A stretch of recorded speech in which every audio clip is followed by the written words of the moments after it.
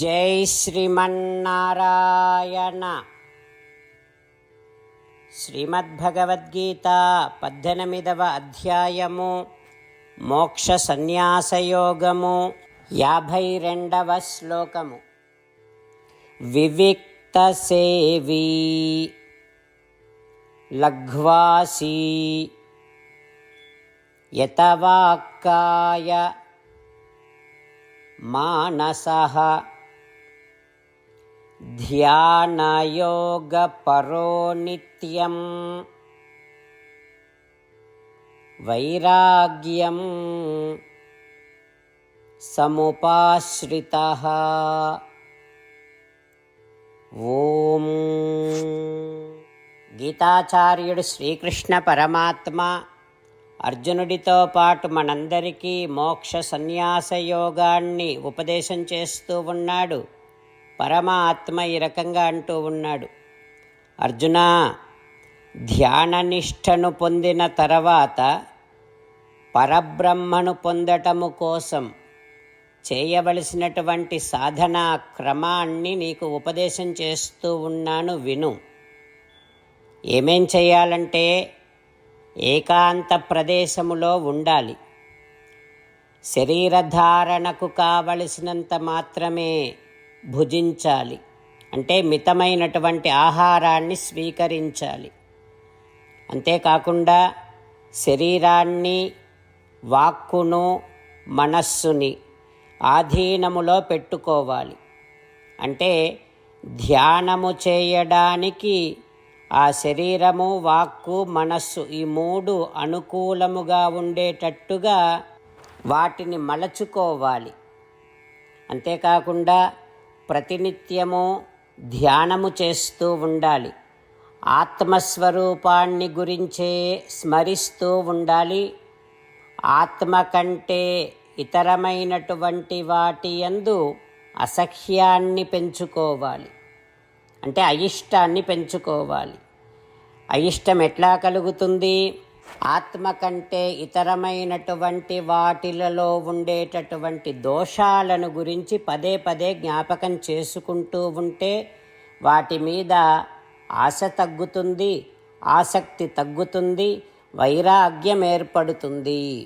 అట్లా వైరాగ్యాన్ని అభ్యాసము చేస్తూ ఉండాలి అంటూ శ్రీకృష్ణ భగవానుడు ధ్యాననిష్టను పొందినటువంటి వారు పరబ్రహ్మను పొందటము కోసం చేయవలసినటువంటి సాధనా క్రమాన్ని ఉపదేశం చేస్తూ ఉన్నాడు.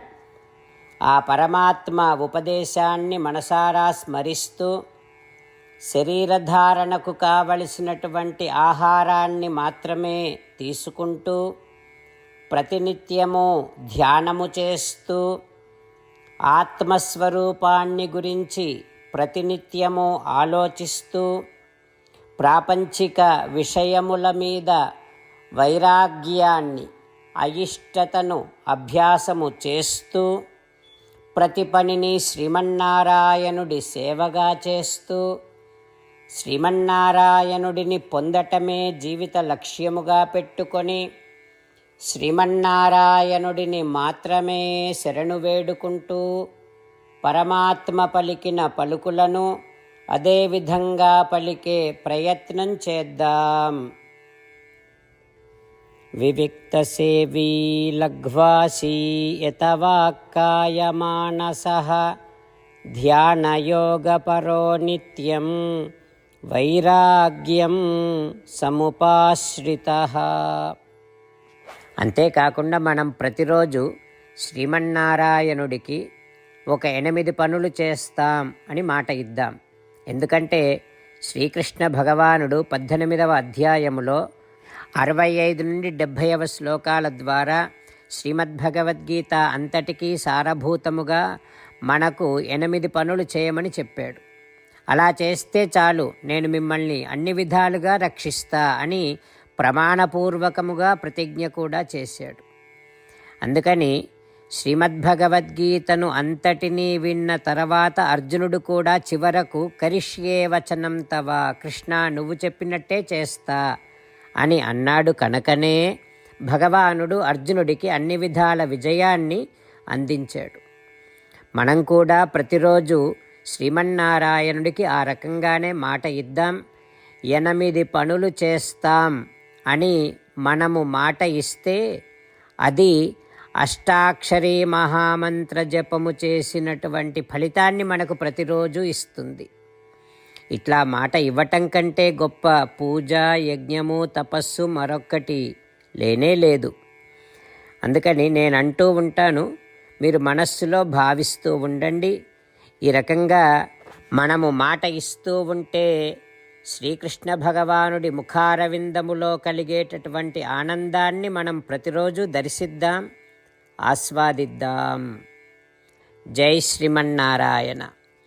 హో శ్రీమన్నారాయణ, నువ్వు చెయ్యమన్నట్టే నేను నిన్నే సంతతము ధ్యానము చేస్తూ ఉంటా.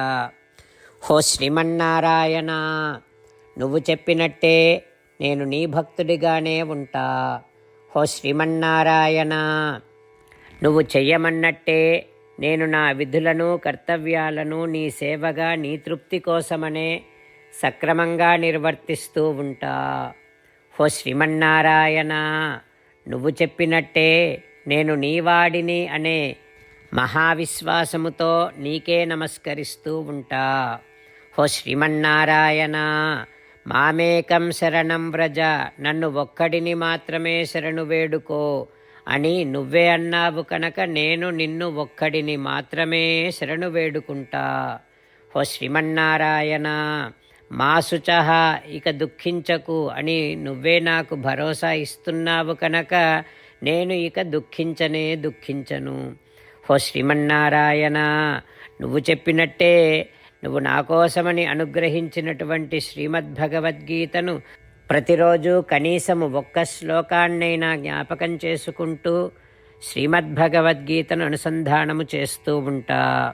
హో శ్రీమన్నారాయణ, నువ్వు చెప్పినట్టే నువ్వందరి కోసమని చెప్పినటువంటి శ్రీమద్భగవద్గీతను తెలియని భక్తులందరికీ తెలియచేసే నా వంతు ప్రయత్నాన్ని నేను నిరంతరము కొనసాగిస్తూనే ఉంటా.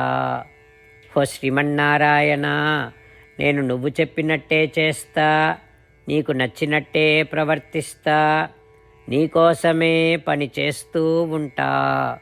కరిష్యే వచనం తవ. వివిక్త సేవీ లఘ్వాసీ